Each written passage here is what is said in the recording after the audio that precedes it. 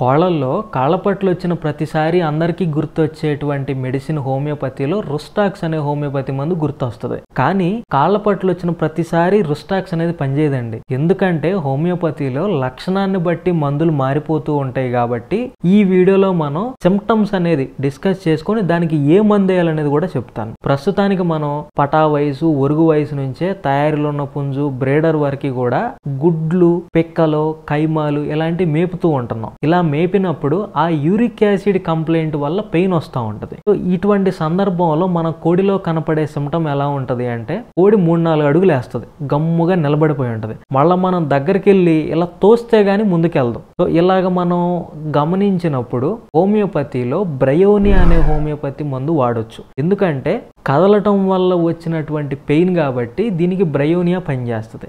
అలాగని ఇలాగున్న ప్రతిసారి బ్రయోనియా ఒకటే వేయాలని కాదండి. దీంతో పాటు ఇంకా ఏమేమి సిమ్టమ్స్ ఉన్నాయి అనేది కూడా అబ్జర్వేషన్ చేసుకొని దాన్ని బట్టి మెడిసిన్స్ అనేవి ఇంకో 2-3 మెడిసిన్స్, ఇంకొక మెడిసిన్ ఇలా కాంబినేషన్ లాగా చేసుకొని ఉపయోగించుకున్నట్లయితే మంచి ఫలితం ఉంటుంది. ఇలాంటి మరికొన్ని సిమ్టమ్స్ గురించి మెడిసిన్ తెలుసుకోవాలనుకుంటే ఫాలో అవుతూ ఉండండి. వీడియో నచ్చితే లైక్ చేయండి, షేర్ చేయండి.